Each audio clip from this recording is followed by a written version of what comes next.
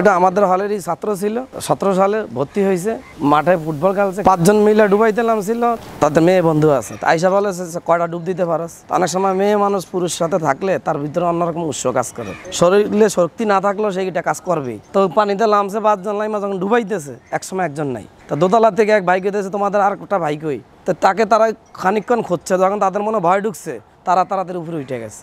পানি মুখ দিয়ে ঢুকার পরে পেট বার হয়ে যায়, বার হয়ে গেলে অটোমেটিক তো মাথা নিচে চলে যায়, তাকে আর খুঁজে পাওয়া যায় না, এক সাইডে চলে যায়। তখন পায়ে আসে ভেজা হিসাব 15 থেকে 20 হাত দূরের থেকে তাকে উদ্ধার করছে।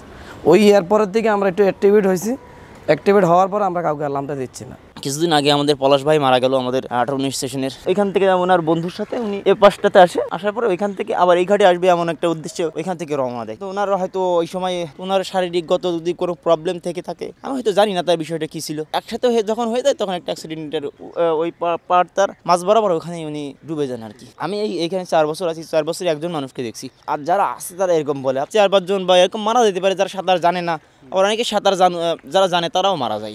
আপনি দেখেন যারা যেদিকে দক্ষ তারা সেখানেও অনেক সময় মারা যায়, যেমন দেখবেন আপনি সাপুরে হাতে মারা যায়, তার মানে কি সে দক্ষ সাপুরে না, যার যেখানে মৃত্যু সে সেখানে যাবে, এরকম একটা বিষয়। কিন্তু আমার মনে হয় না যে এরকম মিথ বা কেউ টেনে নিয়ে যায় এরকম কোনো কিছু।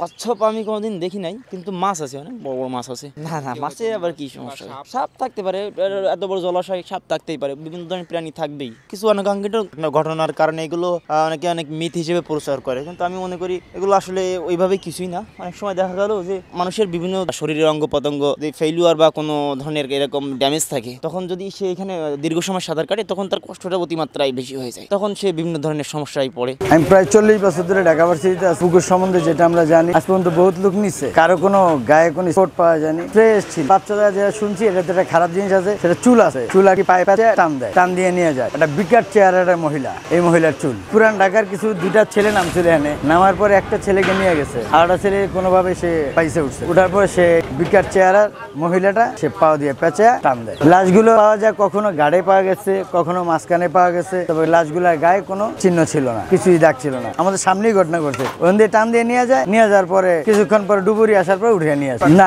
ফিরত জীবিত আর কাউরে পাওয়া যায়। এই পুকুরটার মেঝে বলতে যেটা অনেক আগের পুকুর, তো যে আসলে কি যে এই পুকুরের বিস্তারিত আমরা তো ততটা জানি না, কিন্তু আমরা মনে করি মাঝে মাঝে গোসল টোসল করতে গেলে ভয়ের আক্রান্ত আতঙ্ক সৃষ্টি হয়, ভূত পিশাচ বলতে কোনো কিছু নাই। এরকম শুনছিলাম যে পানি নিচে এটা টানে, কিন্তু এই পুকুরের পানি তো কখনো শুকাইতে দেখি না, কমে বাড়ে, যে মতো যে বাড়ে কমে। আমি এই যে 1998 সাল থেকে পর্যন্ত এতদিন হলো ছিলাম, 3বার দেখছি আর কি দুর্ঘটনাটা। যারা মারা যায় তাদের শরীরটা মনে করেন এক ধরনের সাদা টাইপের, বৃষ্টিস খাইলে যেরকম যে মনে করেন যে ফুলে যায়, তারপর যে শরীরের একটা ভাব, আমাদের সাধারণভাবে ন্যাচারাল ভাবে যে কালারটা তার চেয়ে একটু ধলা টাইপের কালারটা এসে পড়ে। আমার বন্ধু যে বাইজিৎ বোস্তামি, আমরা যখন 17 সালে এখানে ছিলাম আর কি, ফুটবল খেলার পরেই তখনও সাঁতার দিতে পারি নাই, মাছ বরাবর যে ওখানে আসে সে কিন্তু ডুবে যায়। এখানে অনেক বেশি ময়লা আবর্জনা এগুলো থাকার ফলে কি হয়, এখানকার পানির ঘনত্বটা বেড়ে যায়, ডেনসিটি যখন বেড়ে যায় তখন এটা সাঁতারের অনুপযোগী হয়ে পড়ে। অনেক বড় বড় কচ্ছপ কিন্তু আমাদের এখানে আছে, বিভিন্ন রঙের কচ্ছপ আমরা পাই, বিভিন্ন প্রজাতির বড় বড় যে কচ্ছপগুলো আছে এটার আনুমানিক ওজন 50 কেজি পর্যন্ত। আর দেখা যাচ্ছে বিভিন্ন প্রকার সাপ আছে, সাপগুলো আসলে পাওয়া যায়, বিভিন্ন প্রকার সাপ দেখা যায়, বাট